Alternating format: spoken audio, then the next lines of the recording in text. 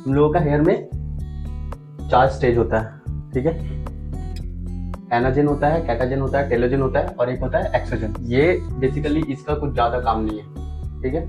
कौन सा वाला का काम नहीं है? लास्ट वाला का। एक्सोजन का ज्यादा कुछ काम नहीं है। Exogen just return to anagen होता है, ठीक है। तो पहला स्टेज जो होता है वो होता है एनाजन, ठीक है। अच्छा, ये जो देख रहा है ना, ये सपोज करो ये स्कैल्प है, ठीक है। ये क्या है? स्कैल्प है। स्कैल्प के ऊपर क्या होता है? डैंड्रफ होता है। धूल मिट्टी जो भी पड़ता है स्कैल्प पे पड़ता है। सो देख रहा है, ये डैंड्रफ है, ये स्कैल्प है। और ये इसको कहते हैं, जो हम लोगों का स्कैल्प के अंदर होता है, ठीक है। स्कैल्प के अंदर होता है रूट्स, ठीक है। और स्कैल्प के बाहर जो होता है उसको कहते हैं, ये सपोज करो कि हमारा जो हेयर जो दिख रहा है, ठीक है ना, एक होता है हेयर रूट्स और एक होता है ये, इसको क्या कहते हैं हम लोग? हेयर। स्कैल्प के बाहर जो हेयर होता है उसको कहते हैं हम लोग हेयर शाफ्ट। लिख ले, ठीक है, हेयर शाफ्ट, ठीक है। हेयर शाफ्ट मतलब जो हेयर हमारे स्कैल्प के ऊपर होता है उसको कहते हैं हेयर शाफ्ट, और जो हेयर हमारे स्कैल्प के अंदर होता है उसको कहते हैं हेयर रूट्स। रूट्स।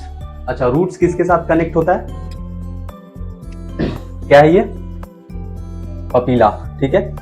रूट्स जो होता है वो होता है पपीला के साथ कनेक्ट। और पपीला किसके साथ कनेक्ट होता है? नर्व।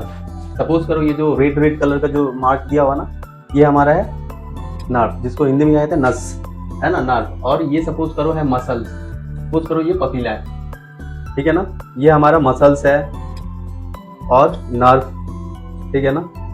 ये पपीला इसमें रहता है, ये सपोज करो हेयर है, ठीक है, इसके अंदर कनेक्ट रहता है। ये हम एक जीता जागता इंसान है, जो भी खा रहे पी रहे प्रोटीन है, ठीक है, वो ये सारा नर्व से प्रोटीन दे रहा है। किसको? पपीला को। ये पपीला को, ठीक है। पपीला प्रोटीन्स दे रहा है रूट्स को, वहां से बन रहा है हेयर और वो बाहर की तरफ आ रहा है, स्कैल्प के बाहर आ रहा है, तो वो हम लोगों का हेयर दिख रहा है, ठीक है। तो फर्स्ट स्टेज में क्या क्या काम होता है? फर्स्ट स्टेज मतलब एनाजन स्टेज, जिसको कहते हैं फर्स्ट स्टेज, ठीक है। 90% हेयर ग्रोथ फेस में होता है, ठीक है, 90%। अच्छा, इसमें एक चीज और ऐड करेंगे इसके बाद, पहले ये समझ लेते हैं उसके बाद। 90% हेयर मतलब हमारे हेड पे जो भी हेयर है ना, उसका 90%। सपोज करो किसी का हेयर सर पे सिर्फ 10 हेयर है, एग्जाम्पल, ठीक है ना, 10 हेयर है, तो उसमें से 9 हेयर एक्टिव है। मतलब एक्टिव मतलब वो ग्रोथ हो रहा है, ग्रोथ हो रहा है, ठीक है। अगर इतना सारा हेयर है तो इतना सारा हेयर में से सिर्फ 10% हेयर है जो ग्रोथ नहीं हो रहा है, बाकी 90% हेयर ग्रोथ हो रहा है। ग्रोथ हो रहा है मतलब 90% हेयर को प्रोटीन मिल रहा है, समझ में आ रहा है? 90% हेयर को प्रोटीन मिल रहा है, वो ग्रोथ हो रहा है। 90% हेयर ग्रोथ फेज में होता है और पर मंथ 1.5 सेंटीमीटर, ठीक है, मतलब कितना होगा? एकदम छोटा सा होगा। तो ईयरली कितना हो रहा है? 6 इंच, ठीक है। 5 से 6 इंच होता है। 5 इंच किसी का होता है, किसी का 6 इंच होता है, ठीक है। कितना साल तक का ये 90% हेयर ग्रोथ होते रहता है? 3 से 6 साल तक ये 90% हेयर ग्रोथ होते रहता है, होते रहता है, मतलब वो स्टॉप नहीं होता, वो प्रोटीन मिलते रहता है, वो ग्रोथ होते रहता है, ठीक है।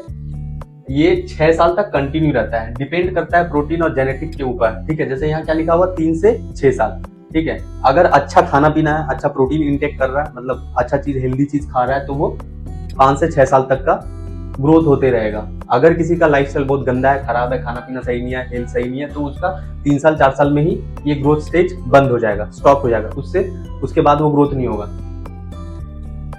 प्रोटीन और जेनेटिक। जेनेटिक मतलब समझ में आता है तो, कि मतलब किसी का जैसे होता है ना, कि किसी का फैमिली में से ही पूरा, अगर दादा भी बोल्ड है, पापा भी बोल्ड है, खानदान में अगर ज्यादातर बोल्ड टकला लोग है, तो ज्यादा चांसेस रहता है कि आने वाला जनरेशन का भी हेयर जल्दी जाएगा। इस स्टेज को कहते हैं एनाजन स्टेज। समझ में आ रहा है? मतलब ये सारा जो सिस्टम चल रहा है, उस सिस्टम को कहते हैं एनाजन स्टेज, ठीक है। जैसे अभी तुम लोग का कौन सा स्टेज चल रहा है? क्लास वाला स्टेज।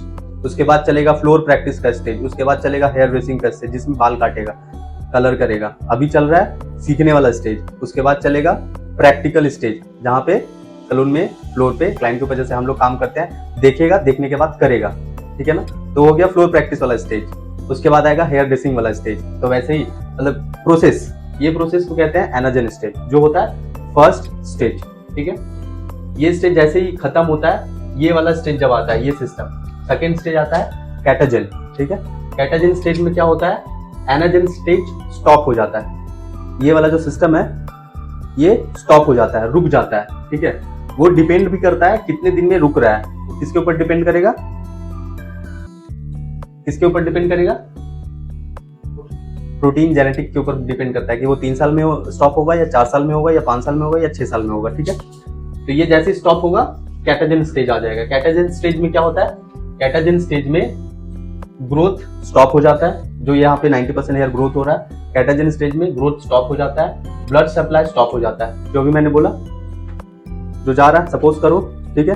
तो ये ब्लड प्रोटीन्स देना बंद कर देता है, किसको, पपीला को।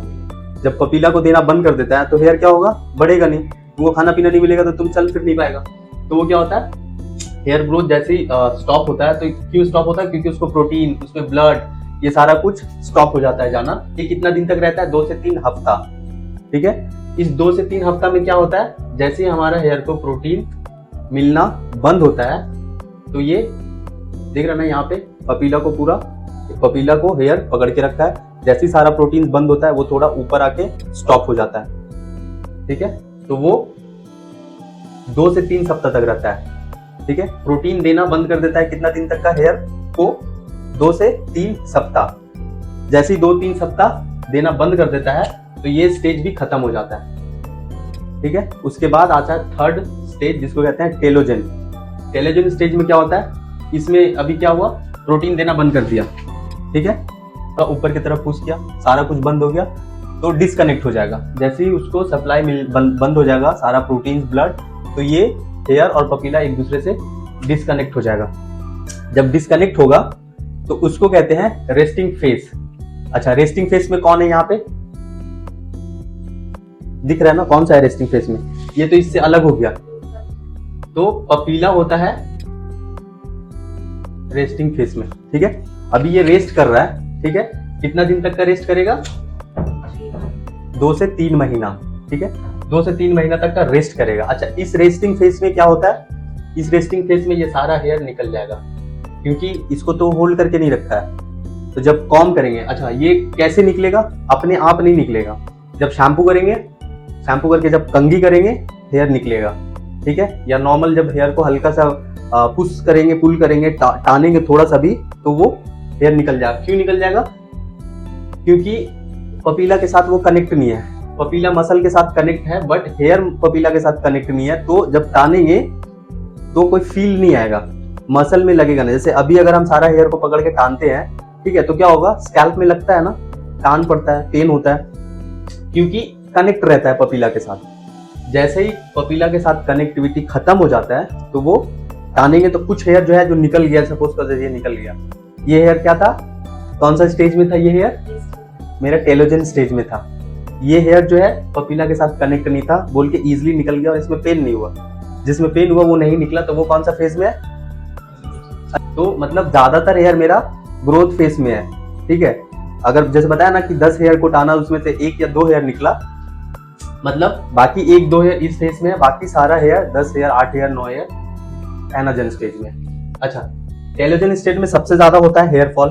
जब हम लोग ज्यादातर होते हैं ना, बोलते हैं ना कि बहुत ज्यादा हेयर, और ये चलता कितना दिन है, 2 से 3 महीना। कभी देखा खुद का अपना हेयर अचानक से बहुत ज्यादा हेयर फॉल होने लगता है, फिर अपने आप अगर कुछ करो या ना करो वो थोड़ा सा फिर रुक जाता है, और ये ज्यादातर चलता है 2 से 3 महीना, ठीक है।